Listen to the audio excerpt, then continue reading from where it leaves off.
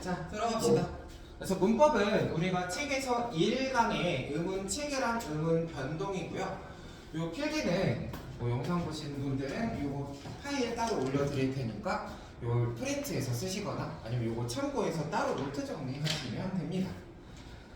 그래서 문법도 우리가 기본적으로 수업 시간이 있다고 하면 이 앞전에 개념들이 다 배웠던 거예요. 1학년 한 바퀴를 돌면서 문법 개념을 다 배우고 왔었고, 그래서 얘가 우리를 큰 틀로 한번 복습해 두고 이걸 가지고 문제풀이를 어떻게 할지 우리 2학년 때는 요 두 가지로 나눠서 볼 텐데, 오늘 시간에는 이 문법 개념 복습하는 것까지 보고요. 다음 주에 이 문제풀이를 같이 한번 어떻게 써야 되는지 한번 보고 가죠. 자, 그래서 우리가 먼저 복습해야 대한 부분은 1강의 의문 체계랑 의문 변동 중 교체입니다. 그래서 프린트의 앞 페이지에 이제 의문이 무엇이었었는지 이걸 한번 복습하면서 들어가 보죠. 자, 그래서 의문은 말의 무엇을 구별하는 소리의 가장 작은 단위로 되어 있죠. 빈칸에 뭐 넣어주시면 되나요? 뜻이요. 뜻을 넣어주시면 되죠. 그래서 의문이라는 것은 말의 뜻을 구별하는 소리의 단위였습니다. 빈칸에 뜻 넣어주시면 되고, 얘는 뜻을 구별하는 소리였어. 자, 그럼 얘가 말의 뜻을 구별한다는 건 우리가 개념 오른쪽으로 예시 들었을 때 이런 것들이 들어갈 수 있었죠. 결국 물과 불은 뜻이 분명하게 다르고 물과 말 같은 경우에도 뜻이 달라. 근데 얘네의 뜻을 달라지게 만든 건 앞에 두 가지 경우에선 자음이 달라졌기 때문이고, 뒤에선 우와 아로 모음이 달라졌기 때문에 뜻 차이가 난 거야. 뜻이 구별된 거야. 이렇게 얘기를 할 수 있었습니다. 자, 그래서 의문 개념 자체는 우리가 중학교 4학년 때부터 계속 다뤘기 때문에 제일 기본적인데, 고등 올라와서 조금 더 중요하게 봐야 되는 건 그럼 이런 친구들을 무엇이라고 부르는가였죠. 자음이나 모음 하나 빼고는 얘는 나머지가 다 똑같잖아요. 이런 무리들을 무엇이라고 불렀을까요? 채소 공배수 하면 채소까지 맞았어요. 채소 대 립 하는 뭐예요? 얘네가 쌍식. 쌍이 되겠죠. 채소 대립 쌍이었습니다. 겉봐, 이거 1학기 초반부터 해가지고 까먹기 시작한다니까. 자, 그래서 얘를 우리가 채소 대립쌍이라고 불렀는데 개념 자체만 조금 적으면서 다시 되짚어보면 요런 얘기였죠. 결국 음은 하나를 제외하고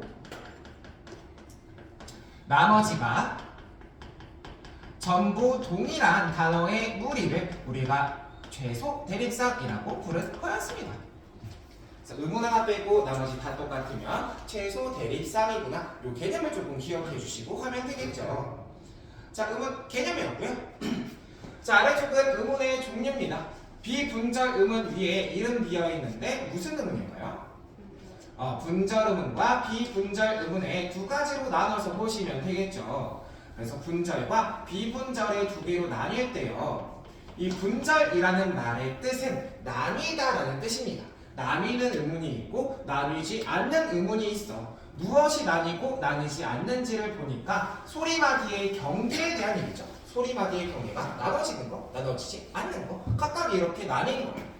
그럼 소리마디의 경계가 나눠지는 분절 의문에 들어가는 두 개 뭐뭐 있었나요? 자음하고 모음 두 가지가 여기 들어갔던 거였어요. 훌륭하고요. 자음하고 모음은 분절 의문이다. 자, 그래서 자음과 모음이 소리마디의 경계를 나눌 수 있다는 건 우리가 한 글자의 예시를 들었을 때 뭐 강이라는 글자가 있다고 해봅시다. 그럼 여기서의 자음과 모음은 이렇게 끊어놓고 여기는 그, 여기는 아, 여기는 응 소리가 나요 하고 각각의 소리를 잘라서 얘기해 줄 수가 있죠. 이걸 우리가 소리마디의 경계가 나눠집니다 라고 얘기를 해준 거고요.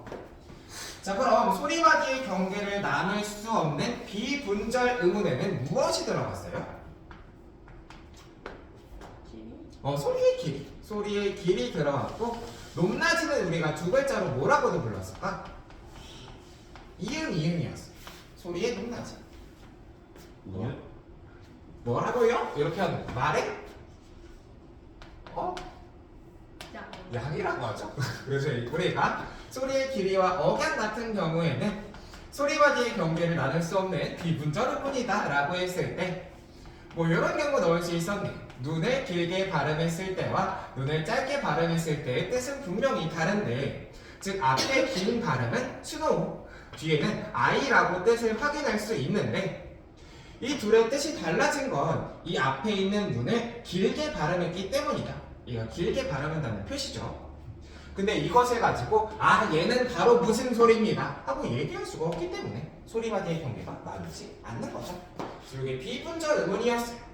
다만 이 비분절 의문의 오른쪽 가다 보면 이건 음성, 목소리와 다르게 이것의 변별성을 가집니다 했는데 빈칸에 뭐 넣어주시면 되나요?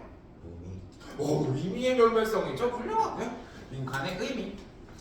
즉 얘는 그냥 말소리랑 다르게 의미의 변별성을 가지는 친구다. 그래서 비분절 의문이 되었다라는 건데, 여기서의 의미의 변별성이 말로는 좀 어려워 보일 수 있지만 뜻을 구별한다는 소리죠.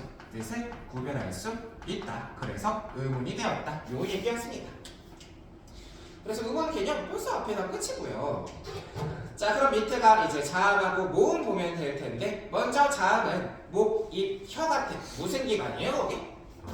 발음 기관이죠. 발음 기관에 의해서 통로가 좁아지거나 막히거나 하는 장애를 받으면서 나는 소리가 됐었죠. 끝에 장애를 받으며 나는 소리만 미주할까요? 그래서 얘는 입 안에서 뜩, 뜩, 뜩 이렇게 부딪힘이 있어야만 소리가 만들어질 수 있었고, 그래서 이 친구를 우리가 장애음이라고도 불렀습니다. 부딪힘이 있어야만 만들어지는 소리다 라는 뜻이었고요. 추가로 이 친구는 혼자서 소리 낼 수 있나요, 없나요? 없어요. 그럼 뭐가 필요하죠? 소리 내기 위해선 모음 필요 어려워. 그래도 기억을 잘하는데. 자, 그래서 얘가 자음의 특징이었고, 그래서 밑에 자음 중 미음, 니은, 이응, 리을, 즉 노란 양말만 울림소리고 나머지는 파열, 파찰, 마찰 같은 안 울림소리였죠. 밑에 좋은 위치와 좋은 방법에 따른 자음 체계표를 외우면 사실 자음 체계는 끝이고요. 그래서 요것들은 내 머릿속에 안 들어있다, 까먹은 것 같다 하면 외워서 와주셔야 되겠습니다. 뭐 요거를 지금 뜰 거나. 자, 그럼 이번에 이제 모음으로 가면 되겠죠. 모음은 성대 진동받은 소리가 목이 푹 거쳐나올 때 좁아지거나 막히거나 하는 장애가 없는 소리죠. 장애를 받지 않고 나는 소리만 마찬가지로 밑줄 해주시고요. 자, 그래서 이 친구는 오 하고 소리를 낼 때 입안에서 부딪힘이 없어. 그래서 이 친구를 우리가 무슨 음이라고도 불러줬을까? 장애가 없으니까 비장애음이라고도 불렀습니다. 비장애음. 얘는 혼자 소리 낼 수 있어요, 없어요? 홀로 소리 낼 수 있다는 것이 자음과의 차이점이었죠. 초성이 없더라도 우리가 얘는 혼자 소리를 낼 수 있더라. 이게 자음과 차이더라. 자, 그리고 밑에는 또 간단하네요. 국어의 모든 땡땡은 울림소리다 했을 때 빈칸에 뭐 적어주시면 돼요? 모음이라고 적어주시면 되죠. 다만 하나 물으면 여기서 울림소리를 우리가 한자로 뭐라고 불렀었니?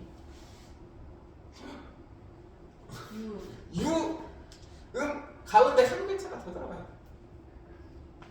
울림소리 밑에 물결 표시해놓을까요? 얘 한자로 많이 묻는 문제들도 나올 거란 말이야. 이 이름은 좀 기억하고 갑시다. 유땡음이 맞아. 유땡음. 유성음이라고 불렀습니다. 유성음. 이 이름을 기억해 주세요. 그래서 국어의 모든 모음은 울림소리고 여기 노란 양말 4가지만 추가되는 거다. 이게 전부죠. 자, 근데 모음 체계는 크게 2가지로 나뉠 텐데, 첫 번째가 10개. 발음할 때 입모양이 안 바뀌는 애들이에요. 얘는 뭐라고 불렀나요? 단모음이라고 했죠. 그래서 첫 번째는 단모음입니다. 그래서 얘는 발음하는 동안 입술 모양이나 혀의 위치가 달라지지 않는 10개인데 왜 바뀌지 않을까 하고 생각하면 이 친구는 발음되는 소리의 종류가 한 가지이기 때문에, 즉 소리가 한 종류로만 나니까 입모양이 바뀔 필요가 없는 거예요. 시작할 때랑 끝날 때랑 같은 소리가 나는데 입모양을 바꿀 필요 없겠죠. 그래서 이 친구를 우리가 그래서 단모음이라고도 부르는 거고. 자, 아래쪽에 있는 단모음 체계표도 자음 체계표랑 같이 여러분들이 외우고 왔던 친구들이죠. 혀의 앞뒤, 입술 모양, 혀의 높이에 따른 이 키위를 주게 되어서 내가 이렇게 외웠었잖아요. 이 체계표도 여러분들 머릿속에 들어있어야겠고요. 다만 우리가 같이 볼 건 두 번째, 발음할 때 입술 모양, 혀의 위치가 달라지는 11개. 무슨 모음이라고 하나요? 이중 모음이라고 하죠. 이중 채워주시면 됩니다. 이 친구는 발음할 때 혀의 위치나 입술 모양이 변해. 그럼 결국 이 친구도 거꾸로 생각하면 소리의 종류가 하나가 아니기 때문에 두 개이기 때문에 얘는 발음하는 동안 입모양이 바뀔 수밖에 없는 거구나. 다른 소리로 바꿔서 내야 되니까 이렇게 생각하면 되겠죠. 그럼 얘가 각각 어떤 두 개의 소리가 날지를 이제 뒷페이지로 넘어와서 표로 보시면 되는 겁니다. 위에 세 칸으로 나눠져 있는데 왼쪽에 정리된 거 보기 전에 예시를 하나씩 보죠. 그래서 맨 위에 칸에 있는 첫 번째 야를 같이 봅시다. 자, 이 친구는 두 개의 소리가 난다고 하면 무슨 소리와 무슨 소리가 나나요? 이야. 이와 아가 나죠. 그래서 느리게 발음했을 때 이야 하고 이에서 출발해서 아로 소리가 바뀌고, 근데 얘를 우리가 야 하고 발음하면 두 개 중에선 하나가 완전하게 소리 나지 않고 잠깐만 소리 난다 사라지죠. 누가 그래요? 앞에 있는 이 소리는 야 했을 때 잠깐만 나고 사라져. 그래서 우리가 이런 친구들을 모음처럼 발음되지만 아주 짧게 발음되는 소리다 라고 해서 무슨 이름으로 불러졌었지? 반모음이라고 했었죠. 그래서 여기 있는 위에 6개는 반모음 이가 단모음에 달라붙은 경우고, 이 반모음 이를 우리는 발음 기호로 소문자 제1호도 표현을 했던 거였어요. 자, 첫 번째 6개가 그렇고요. 자, 아래 칸에선 두 개를 볼게요. 와하고 워를 봤을 때, 자, 이 친구도 소리를 두 개씩 나누면 와는 우와 하고 우에서 아로, 워는 우어 하고 우에서 어로 소리가 바뀌죠. 둘 중에 짧은 건 무엇이에요? 오하고 우 소리가 와, 워 라고 읽었을 때 짧게 나죠. 근데 이 친구들은 각각을 다 반모음으로 인정하지 않고 두 개를 반모음 오우라는 개념으로 묶습니다. 반모음 오우예요 하고 묶어주죠. 왜 그런가 하면 오 소리와 우 소리가 반모음이 될 만큼 극단적으로 짧아지다 보면, 그래서 와, 워 요 앞에 살짝씩만 붙게 되면 사실상 똑같은 소리가 난다고 봅니다. 그래서 발음 기호도 똑같이 표현을 해놓는 거죠. 자, 그래서 이 친구가 이 밑에 있는 두 번째 칸이 반모음 오, 우가 달라붙는 4개였는데 마지막 밑에 칸이 살짝 다르죠? 의입니다. 이 친구는 의에서 시작해서 이로 바뀐다는 건 당연한데 얘는 왼쪽에 뭐라고 써 있어요?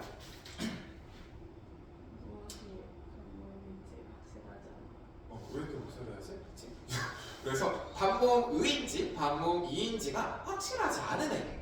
근데 우리가 결국 내신을 보거나 수능을 보거나 할 때 학교 문법을 기준으로 하겠죠. 학교 문법에서는 둘 중에 하나가 반모음이라고 정해놨어요. 누구를 반모음으로 봤을까요? 의가 반모음일까? 이가 반모음일까? 여기서는 이를 반모음으로 봤습니다. 그래서 이 친구는 앞에 있는 첫 번째 칸이랑 마찬가지로 반모음 이가 달라붙어서 이중 모음을 만든 것인데 다만 얘가 뒤에 달라붙었을 뿐이야 하고 이야기를 해준 거죠. 그래서 위에 두 개랑 아래 두 개는 다른 게 있다면 앞에는 반모음에서 시작해서 단모음으로 끝났죠. 얘는 다 똑같죠. 근데 밑에 있는 의는 거꾸로 단모음에서 시작해서 단모음으로 끝났잖아요. 그래서 둘의 이름을 각각 다르게 불러줬습니다. 그래서 표가 이렇게 세 칸 있을 때 여러분 위에 있는 두 개 표를 오른쪽으로 이렇게 묶어주시면 이렇게 반모음에서 시작해서 단모음으로 끝나는 이중 모음들을 짧은 소리에서 더 완전한 소리로 향해 갔다, 한 단계가 높아졌다 해서 상향 이중 모음이라는 이름으로 불러졌고요. 그럼 밑에 있는 의처럼 단모음에서 반모음으로 소리가 바뀌는 경우는 무슨 이중 모음이 되었겠어요? 밑으로 내려오는 거니까 하향 이중 모음이라고 불렸겠죠. 그래서 우리가 이 이중모음에서는 이 두 가지 개념 구분하는 거 좀 잘 기억을 해주시고 가면 되겠습니다. 이중모음 끝. 자, 그럼 되시면 세 번째로 오죠. 세 번째, 우리 개념 읽어보니까 뭐 들어가야 될지 알지 않겠나요? 모음과 같이 발음하는데 음절을 이루지 못하는 짧은 애. 세 번째 뭐예요? 반모음 넣어주시면 되겠죠? 반모음 채워주시면 되고. 그래서 이 친구는 혼자서 발음될 수는 없고 다른 모음이랑 같이 발음해야 되는 애예요 하고 써있는데 요 개념 끝나는 부분 오른쪽으로 화살표를 해주면 얘가 소리가 굉장히 짧다고 해서 무시하면 안 될 게 이 반모음 역시 하나의 음운입니다. 하나의 음운으로서의 역할을 해요. 즉 말의 뜻을 구별하는 역할을 얘도 당연히 하게 될 텐데 이러면 무슨 문제가 생기냐면 우리가 방금까지 정리를 하고 온 이중모음이 살짝 이상해질 수 있죠. 이중모음. 즉 이중모음이라는 친구는 단모음이랑 같이 반모음이 들어있는 거니까 얘는 단모음도 음운 하나, 반모음도 음운 하나라고 봤을 때 얘는 음운이 몇 개짜리 소리가 되는 거예요? 여기에 음운이 두 개가 들어있다라는 얘기가 되겠죠. 즉 단모음이나 이중모음이나 비슷하게 생겼을 수 있는데 이 친구에는 음운이 두 개가 들어가 있다. 자, 그래서 요 말을 가지고 우리가 보면 오리하고 요리는 생긴 게 비슷하죠. 근데 앞에 있는 오리는 음운이 몇 개예요? 저 친구? 3개. 음운이 3개. 초성에 이응 제외하면 하나, 둘, 셋 이렇게 세주면 되죠. 근데 뒤에는 몇 개가 된다고요? 4개. 이중모음이니까 하나, 둘, 셋, 넷 이렇게 세면 된다. 그래서 얘네는 비슷해 보이지만 음운 개수 자체가 달라. 근데 그럼 이걸 가지고 앞에 있는 최소 대립상 묶었을 때 얘네 생긴 거 비슷하니까 최소 대립상 될 수 있나요? 그럴 것처럼 생기지 않나요? 안 된다. 그럼 왜 안 되죠? 음운 개수가 똑같아요. 음운 개수가 똑같아야만 최소 대립상을 이룰 수 있었습니다. 훌륭합니다. 그래서 얘네가 최소 대립상을 이루지 못하는 이유는 음운 개수가 다르기 때문이다. 즉 최소 대립상이 되려면 음운 개수가 똑같아야 한다 라는 얘기였죠. 기억이 잘 나나요? 네. 자, 그럼 여기까지가 음운 체계와 관련된 내용이었고요. 이제 밑에 방이 음운의 변동과 관련된 얘기죠. 그중 교체만 볼 텐데 일단 음운의 변동 개념을 읽어놓고 가면 한 음운이 특정 환경에 놓이거나 다른 음운이랑 인접할 때, 만났을 때 무엇이 달라지는 현상이 음운의 변동이에요? 음운이 달라지는 현상? 얘를 발음이 달라지는 현상을 우리가 보통 음운의 변동이라고 합니다. 음운이 달라지는 현상이라고 해도 완전히 틀릴 건 없겠죠? 그래서 다르게 읽는 걸 우리가 음운의 변동이 일어났다고 할 거예요. 자, 근데 그 중에서 우리가 첫 번째로 봐야 될 게 교체죠, 교체. 우리가 내실 때도 자세히 했었는데 간단히 개념만 되짚어보고 가면 A라는 하나의 음운이 있어. 근데 이 친구가 어떤 조건과 환경을 받아서 B라는 다른 음운으로 바뀌는 것. 그래서 변화 전과 변화 후에 음운 개수 차이는 없는 것. 이것을 우리가 교체라고 정리했었고요. 자, 이 교체 중에 첫 번째 대표로 나오는 친구가 음절의 무슨 규칙이었어요? 음절의 끝소리 규칙, 음끝규라고도 많이 얘기를 했던 거죠. 그래서 이 친구는 뭐 길게 읽을 거 없이 받침에서는 그네들의 읍은 이 7개만 발음할 수 있고 나머지는 얘네로 바꿔야 돼 라는 말이었잖아요. 그래서 여기서 우리가 이 7개 가느다란 물방울 이 7개 친구만 밑줄 그어주시고 그래서 얘네는 나머지 자음들은 받침에 쓰일 수 없는데 얘네로 바꿔서 해야 한다. 그래서 다른 자음들을 대표하는 대표음이라고도 불렸던 소리입니다.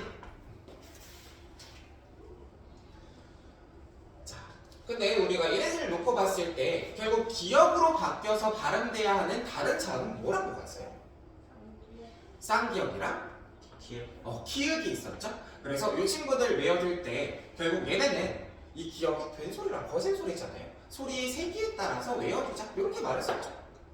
그래서 비읍의 경우에도 당연히 쌍비읍이랑 피읍을 넣을 수는 있는데 여기서 쌍비읍은 받침에 쓰일 수가 없으니까 빼두자 이런 거였어. 근데 이러면 문제가 생기는 게 뭐였냐면 된소리랑 거센소리가 없는 게도 있잖아. 누가 없어요? 이응이요. 이응 또 리을. 미음 된소리 뭐죠? 미음? 미음 없고요. 또 하나 니은이 없죠. 노란 양말은 울림소리여서 된소리 거센소리가 없어. 그러면 앞에 기역 비읍은 얘네 된소리 거센소리로 짝지었는데 그럼 얘네로 바뀔 수 있는 애들은 없나? 얘네로 바뀔 수 있는 애들은 없어요. 그래서 니은과 리을, 미음, 이응으로 바뀌는 경우는 아예 없고요. 얘네는 얘네 소리만 발음하는 자음들이야. 그럼 나머지는 다 뭐로 바뀌면 돼요? 나머지는 다 디귿으로 바뀝니다.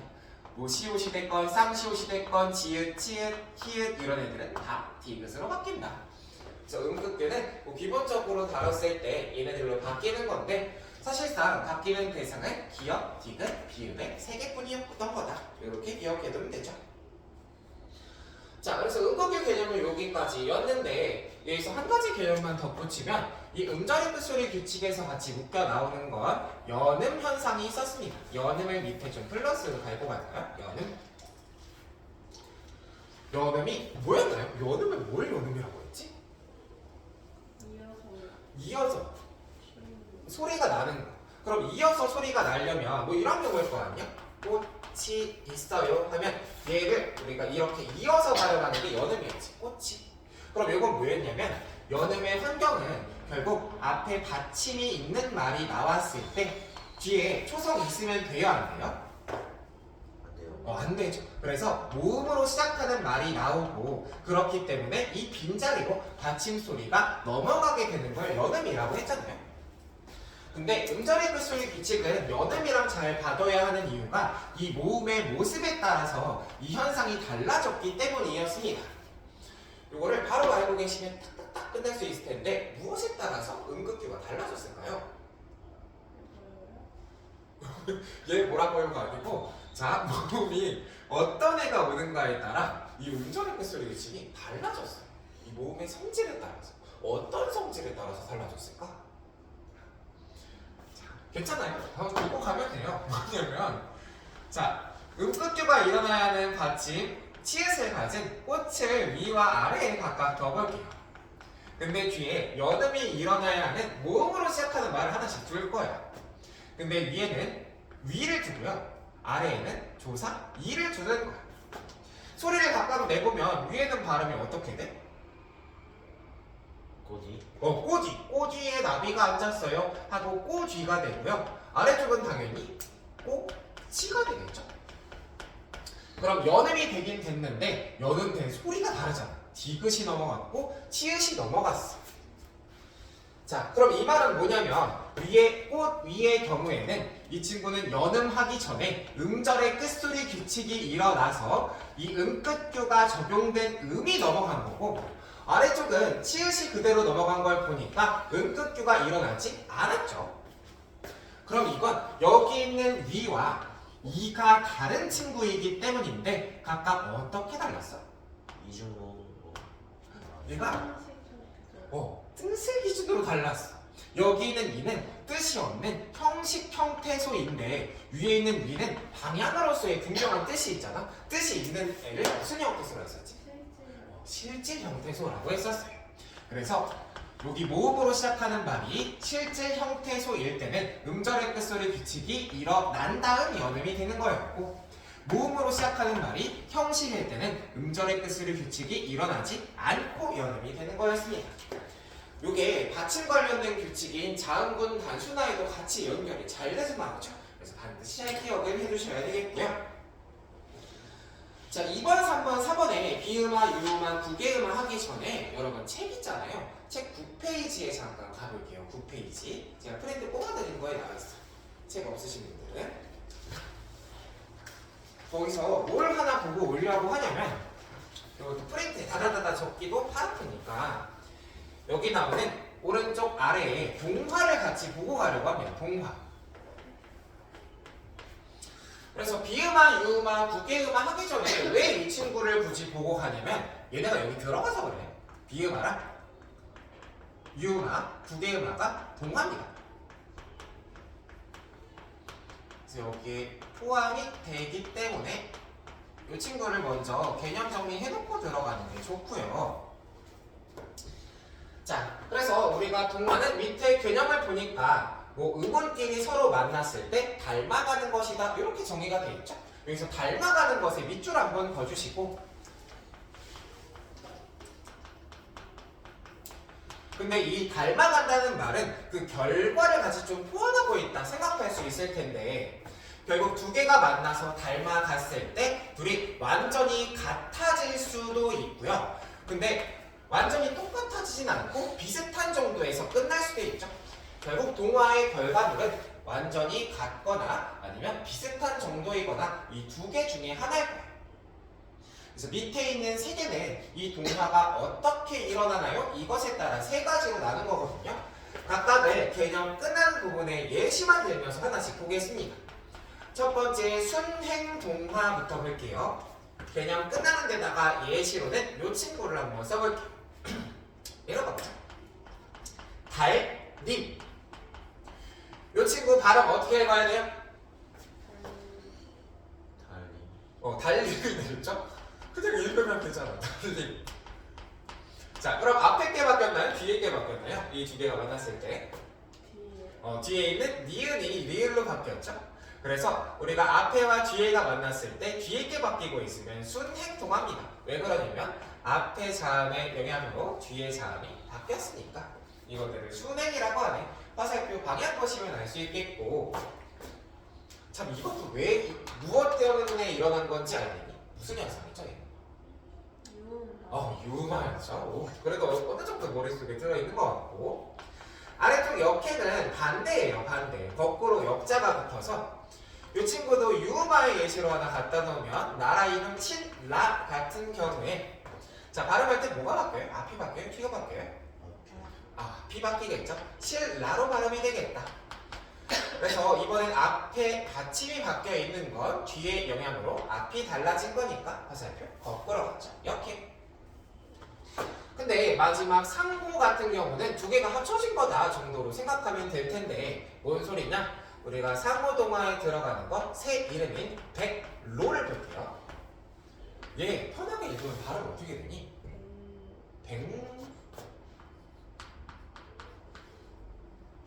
편하게 읽어봐 그냥. 백로? 백로가 날아가네 라고 하죠. 백로가 됩니다. 뒤에 니은으로 초성이 바뀌죠. 그래서 여기선 기역 받침과 리을 초성이 각각 이응 받침, 니은 초성으로 바뀌게 되고, 이건 앞과 뒤가 서로 영향을 끼치면서 서로 둘 다 바뀐 거다. 그래서 상호동화가 됐어요. 자, 그래서 이 화살표에 따라 세 가지로 먼저 나눌 수 있는데, 두 번째는 이것이 같거나 비슷한 걸 가지고도 나눌 수 있다고 했죠. 예시로만 딱 보면 위에 있는 두 개 볼게요.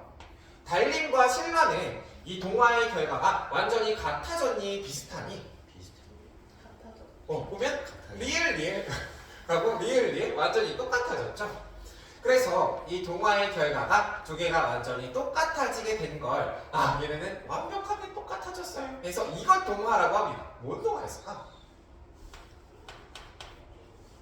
완전 동화라고 해요. 그래서 동화의 결과물이 똑같으면 완전 동화. 그럼 동화의 결과물이 비슷하기만 하면 이것은 무슨 동화라 했을까? 불완전 동화라고 해요. 맞아요. 그래서 이걸 우리가 불완전 동화라고 했더라. 그래서 불완전 동화도 뭐 예시 한 가지 들어놓고 갔을 때 국물 같은 경우 이 발음 국물로 나야 되죠. 비음화가 일어나면서. 근데 결과물이 이음과 미음이 완전히 똑같진 않고 비슷하니까 불완전 이런 얘기였어요. 자, 그래서 이게 2번, 3번, 4번에 비음화, 유음화, 부기음화에 각각 해당이 되기 때문에 먼저 달아놓고 왔었고요. 자, 비음화 빈칸에는 비음에 들어가는 3개 자음 넣어주시면 됩니다. 각각 뭐뭐뭐 넣으면 돼요? 미음, 디은, 이음 넣어주시면 되죠. 그래서 비음이 아닌 자음, 즉 미음, 니은, 이음이 아닌 애들이 비음을 만나 비음이 되는 걸 비음화라고 했어요. 그래서 아래쪽에 있는 이 세 줄이 모두 비음화의 1번 규칙, 2번 규칙, 3번 규칙에 해당했어서 얘네들을 모두 기억해두고 외워놓으셔야 된다는 얘기가 되는데 아까 번호만 붙이면서 한번 뒤에 짚어보죠. 그래서 비음화하고 써있는 이 아래쪽 짝대기 첫 번째는 왼쪽에다가 1번을 이렇게 달아주겠습니다. 첫 번째 짝대기에 1번. 자, 그래서 1번 규칙은 제가 간단하게 써드리면 이거죠. 앞에 비음이 아닌 화열음이 받침으로 이렇게 나오고 뒤에 초성으로 비음이 니은, 미음이 왔을 때 비음 아닌 그드브가 바뀌는 거다. 어떻게 바뀌냐면 비음이 이음과 니은, 미음으로 각각 바뀌는 거다. 이게 1번 규칙이었죠. 외웠던 거 기억나나요? 그렇죠. 1번 규칙. 근데 2번 규칙 있잖아요. 이걸 가운데 거 말고 맨 아래 거에다가 2번을 따로 달겠습니다. 얘가 2번이에요. 뭐냐? 받침으로 비음인 미음과 이음이 오고 초성에 유음인 리을이 왔을 때 여기서 비음이 아니라 얘가 바뀌어야 되겠죠. 리을이 니은 되는 거. 이게 두 번째 규칙이었습니다. 그래서 앞에 규칙은 받침 바뀌는 거, 뒤에는 초성이 바뀌는 거였는데 이 가운데 거를 이대로 외우면 조금 헷갈릴 수가 있거든요. 그래서 간단하게 이 가운데는 3번이라고 달긴 하되 이 아래쪽으로 이렇게 빼서 얘를 쉽게만 정리해두고 비음화를 하실게요. 뭐냐면 3번 규칙은 우리가 간단히 외워뒀을 때 1번하고 2번을 합친 거야 라고 생각해 주시면 됐습니다. 1번과 2번이 합쳐진 것. 그래서 뭘 합쳐주시면 되냐면요. 1번 규칙이랑 2번 규칙에서 각각 바뀌었던 애들 있죠? 받침하고 초성. 얘네가 그대로 내려온다 라고 생각하시면 됐습니다. 그래서 받침에는 1번에서 바뀌었던 그드브가 그대로 내려오고 초성에는 2번에서 바뀌었던 리을이 그대로 내려오는 거예요. 그드브랑 느가 만난다. 근데 그 결과물이 어떻게 되냐? 이 둘 중에 무엇이 바뀌냐 했을 때 둘 다 바뀌는 겁니다. 받침인 파열음도 바뀌고 뒤에 유음 초성도 바뀌어서 각각 위에 그대로 이음, 미음, 미음 받침에 니은 초성이 오는 모습으로 바뀌는 걸 우리가 3번 규칙이라고 해요. 아시겠죠? 자, 근데 가운데처럼 우리가 기억해두면 살짝 헷갈릴 수 있다는 게 왜 얘기를 했냐면 가운데에 보면 둘 중에 하나만 얘기했어. 받침이 바뀌는 것만 얘기했니? 초성이 바뀌는 것만 얘기했니? 초성이 바뀌는 것만 얘기했죠? 리을이 니은으로 바뀌는 걸 하고 얘만 적어놨단 말이야. 그럼 얘를 A만 적어놨어요 라고 했을 때 왜 받침이 바뀌는 건 안 적었을까요? 저런 일은 없을까? 뭐냐면 그럼 받침이 초성이 니은으로 바뀌었다고 생각해보자. 그럼 이렇게 되죠. 이런 모습이 될 거야. 그치? 이게 어디에 그대로 해당돼요? 받침과 니은이 만나면 미음화되는 1번 규칙이 바로 적용이 되는 거죠. 그래서 이 첫 번째 초성이 바뀌는 현상이 일어나면 자동으로 받침이 달라질 겁니다.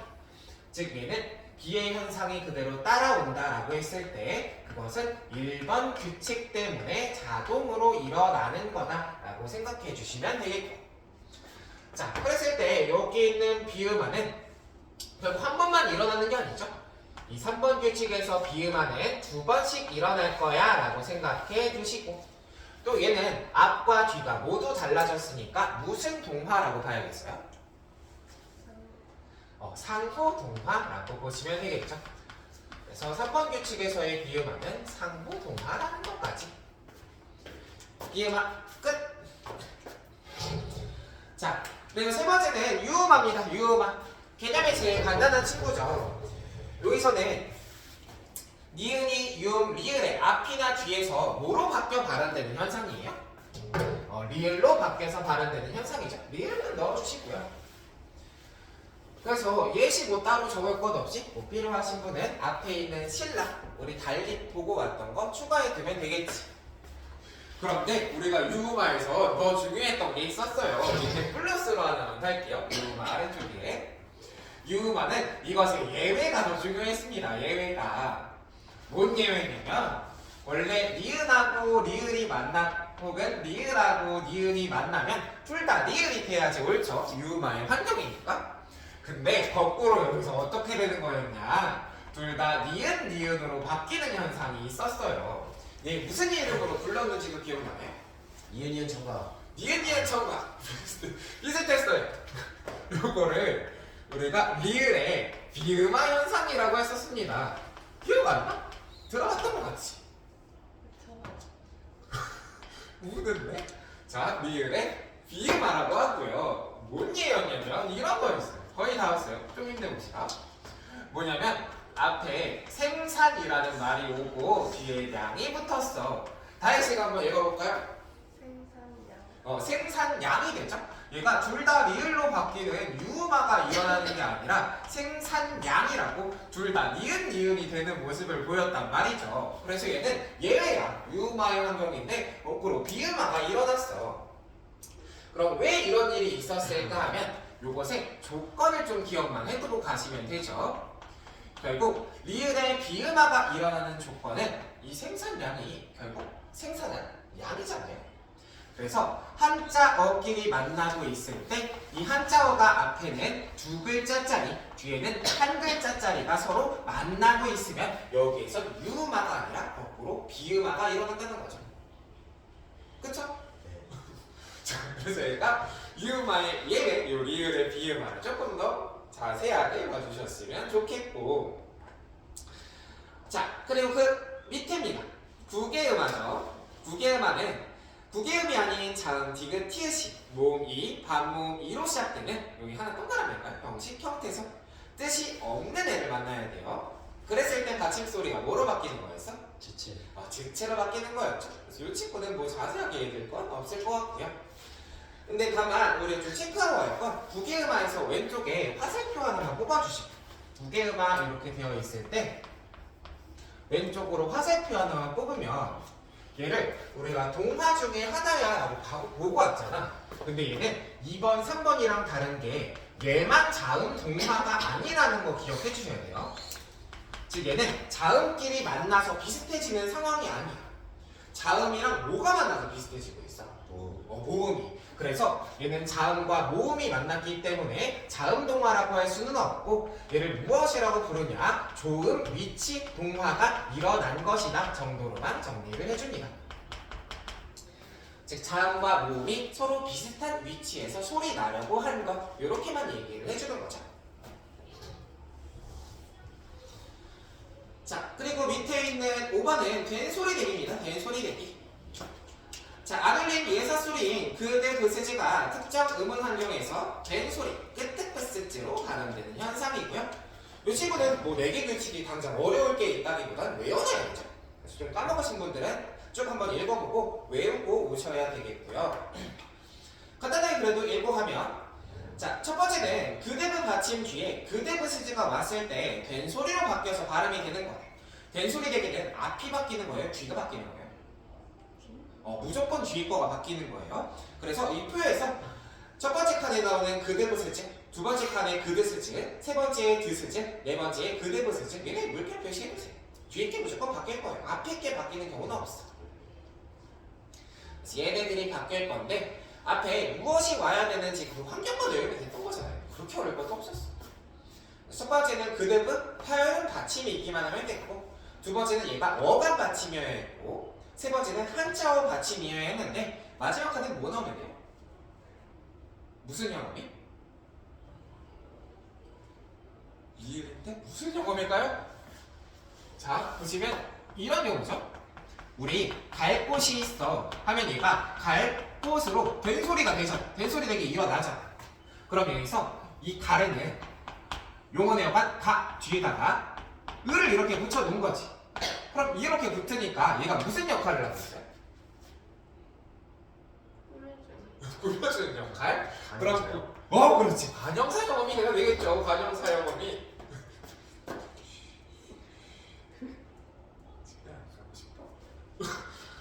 관형사 영어이 리을 뒤에 그대 부스지를 된소리로 바꾸는 거였어요. 이거 외워서 하세요. 알겠죠?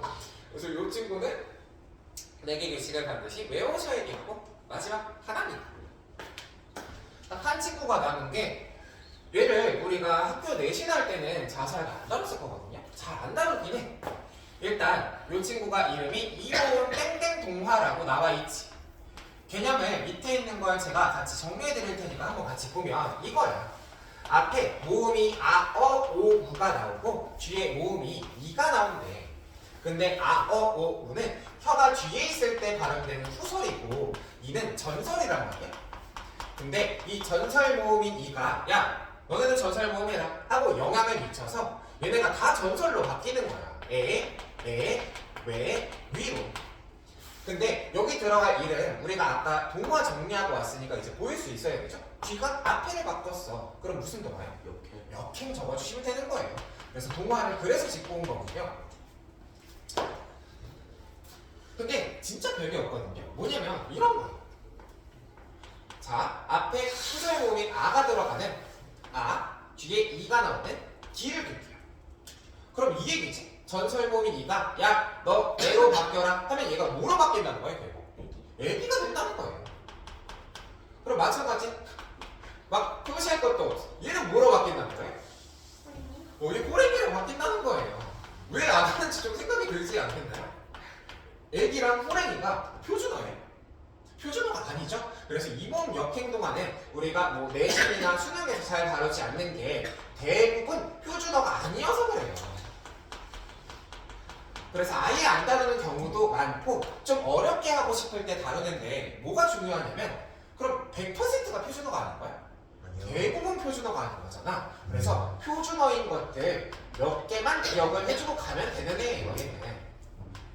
근데 하나는 진짜 신기한 거 같아. 뭐냐면 여러분 라면 끓일 때 뭐 쓰죠? 스프요. 스프를 써요. 근데 스프를 어디다가 담아야 돼? 냄비. 냄비에다 담죠. 냄비는 이모음 역행동화가 일어난 결과예요. 이 원래 뭐였겠어요? 님비? 님비가 아니었어. 나무비? 원래 남비였어. 남비였는데 이모음 역행동화로 냄비가 된 거고 뭐 있냐? 두 번째는 뭐뭐 쟁이 있잖아요. 이 거짓말 쟁이야 할 때 이건 원래 뭐였겠어? 장이었어. 거짓말 장이었는데 이모음 역행동화 일어난 거고 세 번째도 뭐뭐 내기. 저는 시골 내기입니다 할 때 얘도 뭐였다고요?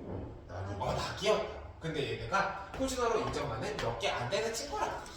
우리가 교재에서는 저거 문제내가 나오고 이런 경우가 있구나 정도로만 기억해 오시면 됩니다. 자, 여기까지 문법이었고요.